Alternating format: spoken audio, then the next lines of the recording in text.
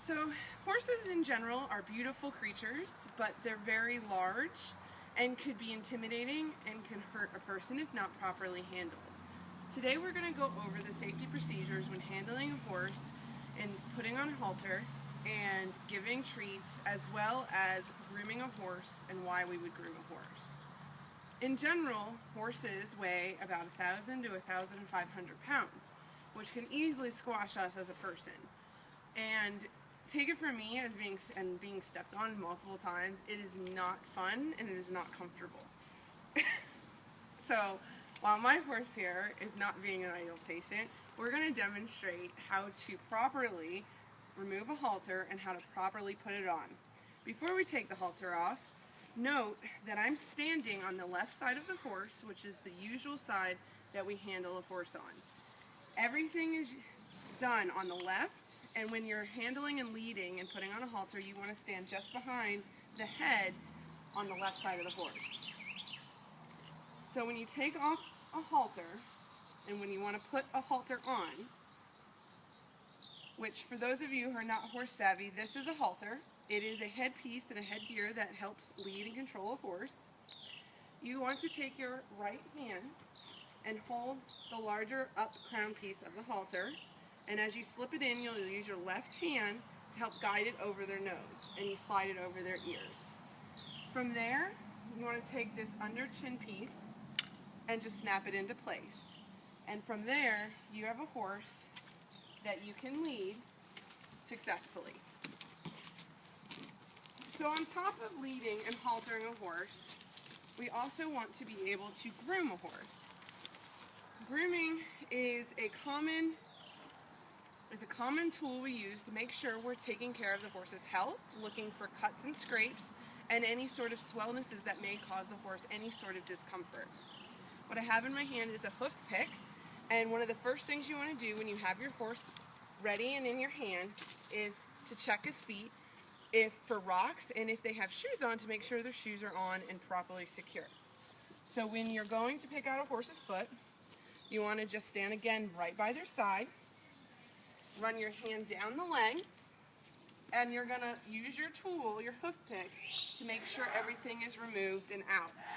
And once it's done, you let the foot go, and you'll do the procedure for all four of the legs.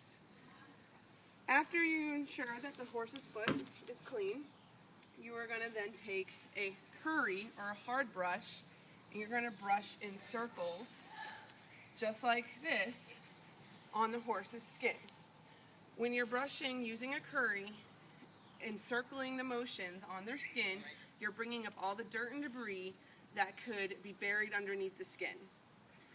From the curry, you're going to take a hard bristle brush, which you know it's hard by the brushes and the bristles, and you're going to gently then take all of the dirt you just brushed up from currying and flick it off.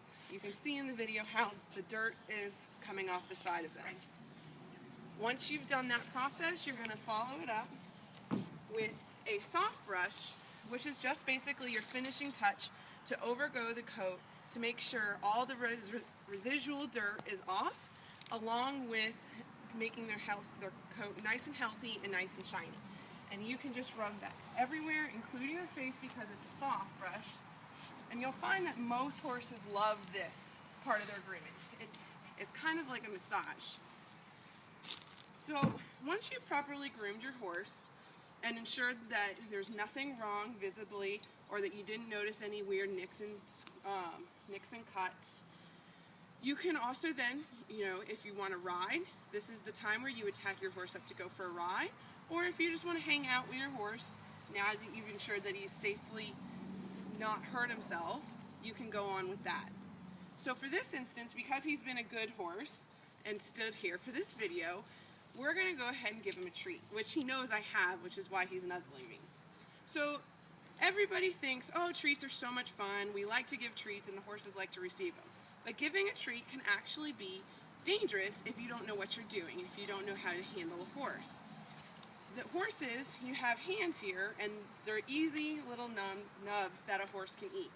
If you look at the chompers of this horse's mouth, if your hand were to get in there, it would be very, very uncomfortable. So when you're feeding a horse, you want to be very, very careful to ensure that you feed a treat flat palmed and your fingers are together. So essentially just like this. This way the horse knows it's going after the treat and not accidentally getting a finger. So they like little crackers or cookies. He knows I have them, as you could see. You just take this and you put it in your hand, and then you just let him eat it all up.